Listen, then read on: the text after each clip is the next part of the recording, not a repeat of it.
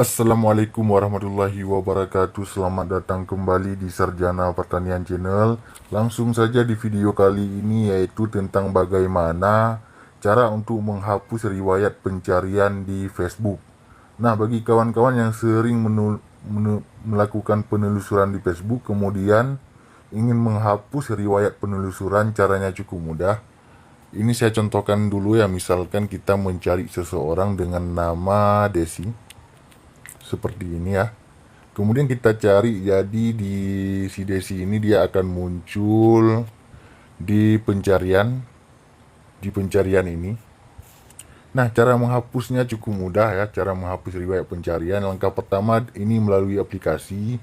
Klik saja di yang paling atas di logo penelusuran. Kalau sudah, pilih semua, lihat semua ya. Lihat semua seperti ini, kemudian semua kita hapus, klik di pojok kanan atas hapus. Hapus semua riwayat pencarian. Kalau sudah yakin, klik saja hapus semua dan selesai. Saya rasa tutorial tentang cara menghapus riwayat penelusuran di Facebook cukup sekian. Sampai jumpa di video kami yang lainnya. Assalamualaikum warahmatullahi wabarakatuh.